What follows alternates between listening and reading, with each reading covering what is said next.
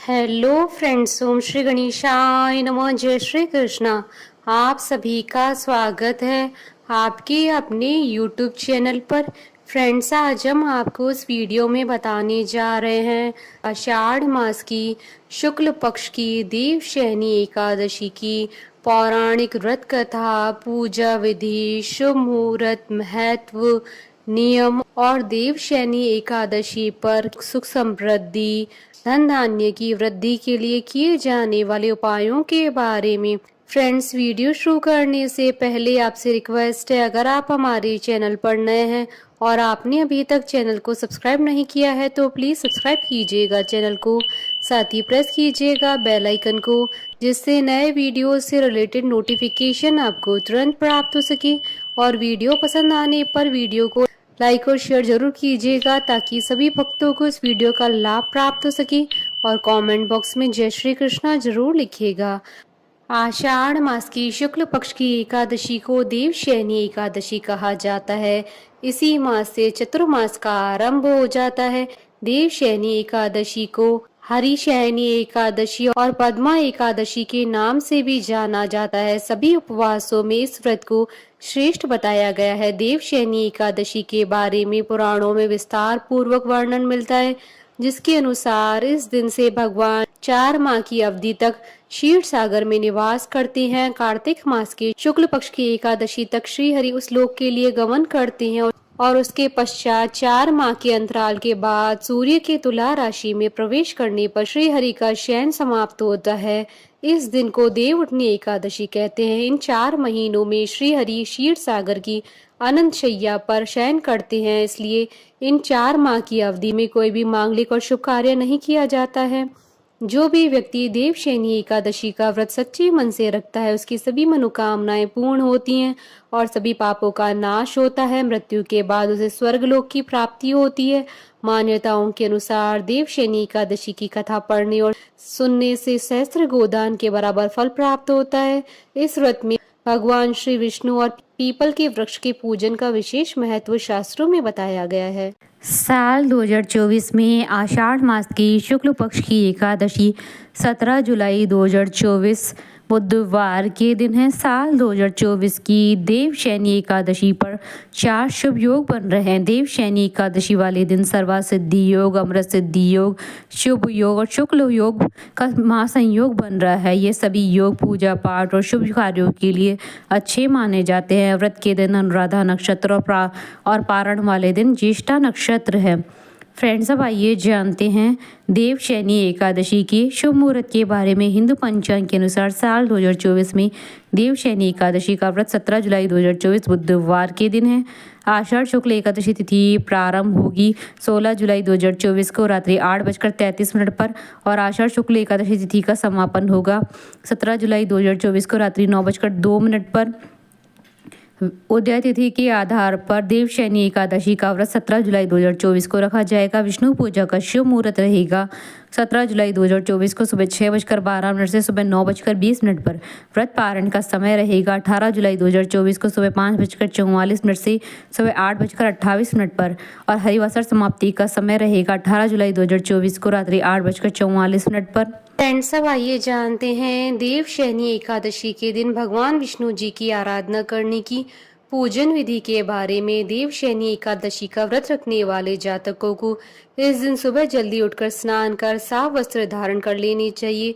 इसके बाद पूजा स्थल की सफाई करके भगवान विष्णु की प्रतिमा को पीले रंग के आसन पर विराजमान करके उनकी षडोपचार पूजा करें। इसके बाद भगवान विष्णु को पीले रंग के वस्त्र, पीले फूल, पीला चंदन अर्पित करे। भगवान विष्णु के हाथों में शंकर, चक्र, गदा और पद्म सुशोभित करे। भगवान विष्णु को पान और सुपारी अर्पित करे।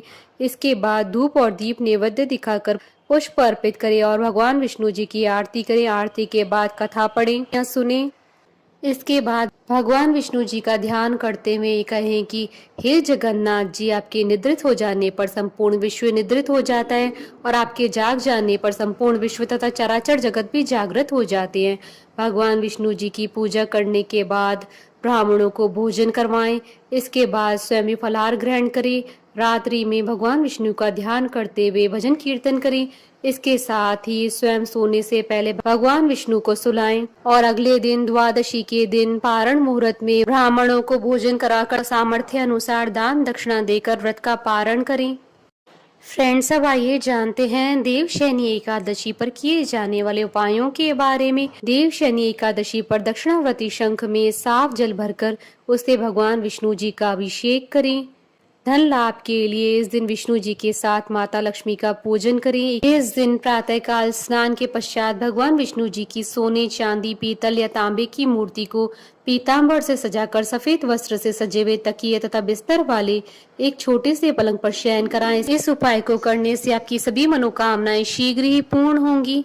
आज के दिन सुबह सुबह घर की सफाई के पश्चात मुख्य द्वार पर हल्दी का जल या गंगा जल का छिड़काव करें। ओम नमो नारायण या ओम नमो भगवते वासुदेवाय नमः मंत्र का 108 बार तुलसी की माला से जाप करें।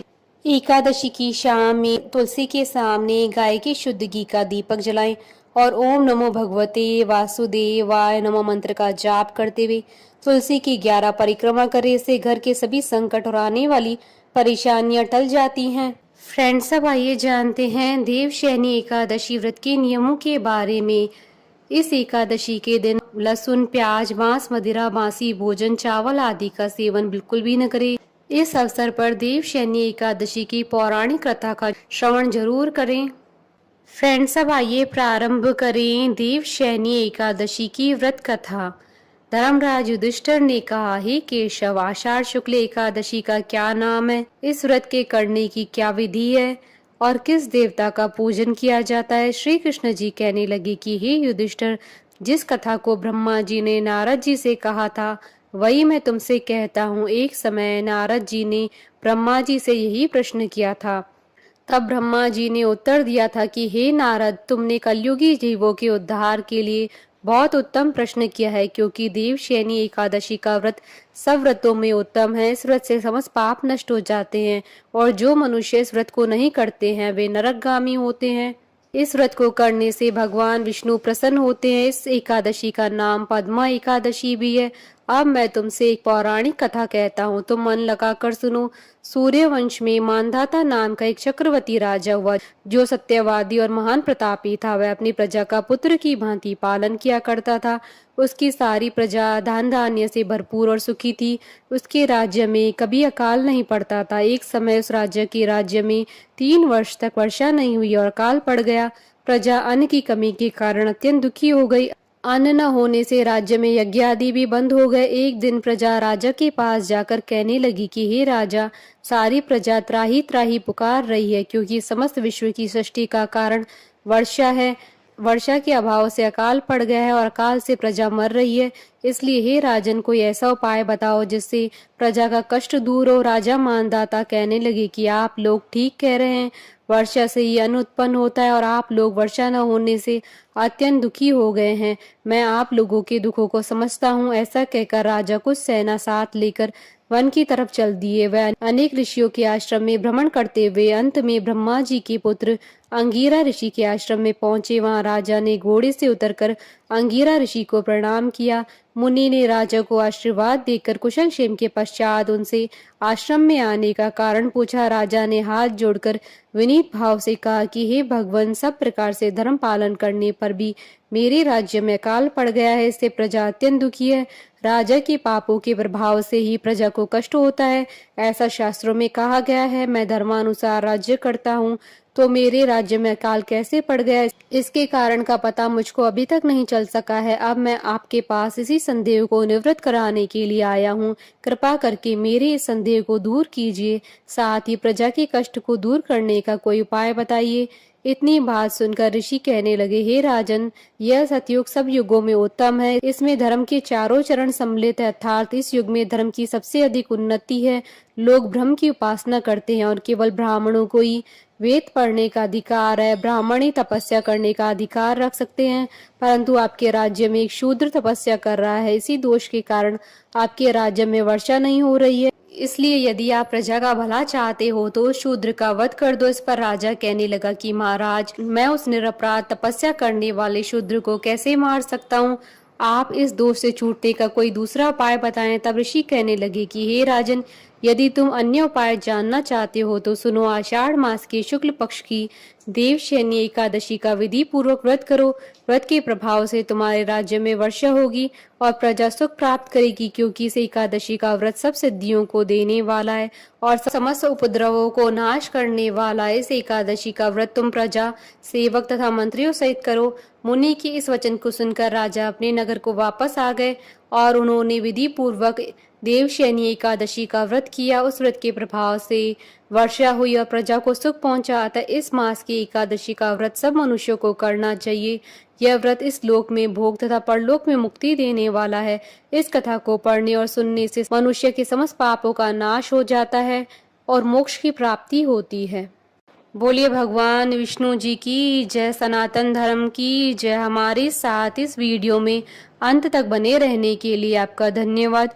ओम श्री गणेशाय नमः। जय श्री कृष्ण।